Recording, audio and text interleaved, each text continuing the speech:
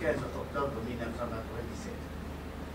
Mais quels sont les mécanismes que vous, en tant que candidat qui a été rejeté, usez pour faire ressusciter cette démocratie qui a été tuée? Ça, c'est la première question. La deuxième question, bien sûr. Mais pourquoi l'opposition va-t-il adhérer à une telle élection? Vous savez comme moi, vous les journalistes, que le grand espoir démocratique né de la conférence nationale souveraine a été brisé effectivement le 5 juin 1997 et enterré, je dis, le 15 octobre 1997. Voyez-vous, vous qui faites un travail exigeant, vous avez vécu les moments les plus forts de la conférence nationale souveraine. Vous avez vu le lavement des mains. Vous avez assisté au planting de la forêt de l'unité nationale. Symbole vivant de la conférence nationale souveraine. Allez-y, cette forêt se dresse fièrement pour vous rappeler que la conférence nationale a eu lieu. Et la démocratie a eu lieu. Il y a eu des élections démocratiques. Vous les avez couvertes sûrement. Ce qui a permis l'alternance. Moi qui suis votre interlocuteur cet après-midi, j'ai été le député de Dalaga. Le seul député de la mouvance présidentielle à Brazzaville. Tout était fait clairement. C'est vrai qu'il y a eu peut-être quelques tricheries, on n'en sait rien, c'est difficile d'éliminer, mais les choses se sont passées dans la transparence. Tous les partis, la société civile, les confessions religieuses et tant d'autres, les sociétés savantes, l'université Mariam Ngop, faisaient partie des bureaux de vote. Du bureau de vote jusqu'à l'organe supérieur qui organisait les élections. C'est ça la transparence. Tout le monde voit. Quand tout le monde voit, participe, il n'y a pas de suspicion. Et voyez-vous, les choses sont passées calmement, sans problème. Il y a eu l'alternance.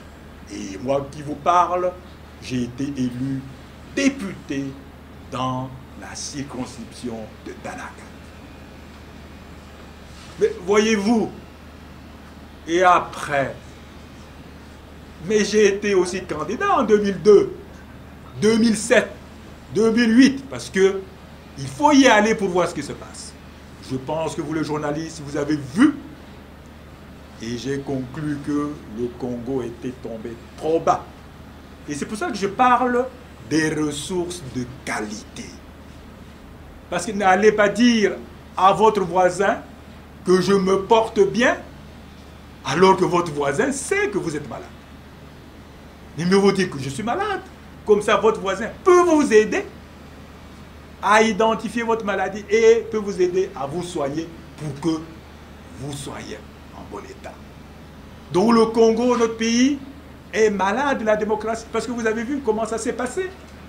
En 2002, 2007, 2008, et s'il vous plaît, si vous regardez ce qui se passe,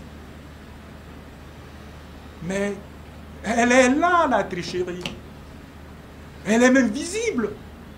Samedi dernier, on vous a montré les cartes d'électeurs, les cartes d'identité qui sont données n'importe comment. Et je voudrais vous faire une petite confidence, puisque je suis en face de vous. On cherche désespérément des étrangers qui veulent devenir des Congolais. S'ils acceptent, on leur colle une carte d'identité. Pays où on cherche des gens qui doivent... Le Congo n'est pas sous-peuplé, même s'il est sous-peuplé. Déjà, sa population meurt de faim. Pourquoi attirer des étrangers? Nous, je ne suis pas contre les étrangers, ce sont peut-être... je suis panafricaniste. Mais voilà ce qui se passe. Mais vous en connaissez plus que moi. Donc, notre pays, s'il vous plaît, Si je le dis, c'est pour que nous soyons nous-mêmes conscients. Si nous ne faisons pas attention, je vous assure, le Congo peut être colonisé par des étrangers. Il est déjà. Voyez-vous, nos frères de l'Afrique du Sud disent Congo Zoba. Vous avez déjà entendu ça. Mais c'est une réalité. C'est une réalité. Et je vous invite, vous journalistes, à combattre la Zoba attitude. C'est triste que notre pays, le pays de Matsoa, le résistant colonial, le pays des lutteurs pour l'indépendance nationale, qu'est Fulbert Yulu, qu'est Jago Pango, qu'est Prosper Gandion, qu'est Ibaliko, ce pays doit être respecté. Le pays de Massamba, débat. Le pays de l'immortel Marien Ngouabi doit être respecté. Et c'est vous les jeunes, c'est vous les éveillés, vous les journalistes, et nous tous, nous devons faire en sorte que notre pays soit respecté. Mais pour qu'il soit respecté, il faut que nous nous respections, que nous aimions les Congolais, que nous aimions le Congo, et tous ensemble, mais nous ne sommes pas des ennemis, nous pouvons construire notre pays, Congo malade, pour qu'avec vous les journalistes, vous les jeunes, vous les forces vives, vous nos forces armées, qui devez défendre la souveraineté nationale de notre pays, l'intégrité territoriale du Congo, la libre circulation des biens et des personnes. C'est avec vous, fonctionnaires décidés, que nous pouvons construire le Congo et faire en sorte que la vraie démocratie revienne. Voilà la première partie de votre la réponse. Libreville n'était pas comparable à Lubbomo. Donc Lubbomo était plus important que Libreville. Et quand je reviens ici en 90, j'ai fait la route 2 fois Libreville-Brazzaville. J'ai trouvé que notre pays a régressé.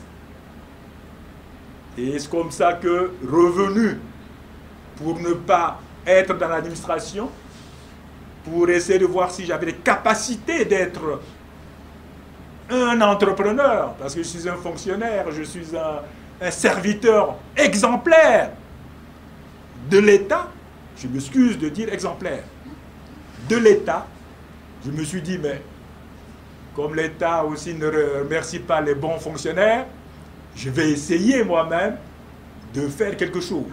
Comme je suis forestier, je me suis mis à planter des plants d'eucalyptus vers Massengo. J'ai dit, bon, les Congolais ont besoin de bois de chauffe, de bois d'énergie.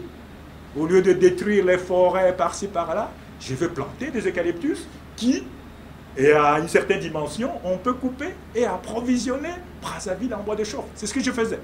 Tout le matin, je levais mes plants et j'allais planter à Massengo. Mais quand j'ai vu que le Congo se portait mal, j'ai dit, la conférence nationale souveraine arrivant, j'y étais, et c'est moi qui suis l'initiateur de la forêt de l'unité nationale. Voyez-vous, le problème d'unité me préoccupe. Pas d'unité de façade, pas de réconciliation de façade, mais la vraie unité. Voyez-vous, la forêt de l'unité nationale, elle est là. Elle interpelle tout le monde pour que les Congolais soient unis pour construire notre pays. Donc voilà, je suis arrivé à la politique comme ça, et j'ai été candidat aux élections. J'ai échoué une fois, les listes électorales, je sais pas, machin là, vous verrez, il y a des morts, il y a des doublons, il y a des triplés, j'ai déjà vu ça en 2002, 2007, 2008, j'avais même écrit en 2007, parce qu'on a fait un travail, transmis à la mairie pour dire, là, il y a 4 personnes qui portent le même nom. Là, il y a ceci. Là, il y a cela. Essayez de corriger. Est-ce qu'ils l'ont fait? Non. Donc, voyez-vous, si on regarde ça, si on on n'a pas le courage d'aider le pays. On se dit, comme beaucoup de Congolais d'ailleurs, ils sont découragés. Dans le commandement de la cité, on dit que si aujourd'hui vous êtes rejeté, c'est tout ça parce que vous n'avez pas obéi à votre maître, qui est David Chab Kanao. Et troisième aspect, Monsieur le Président, vous parlez, vous avez dit la vraie démocratie. Oui, allons-y dans la vraie démocratie. Le président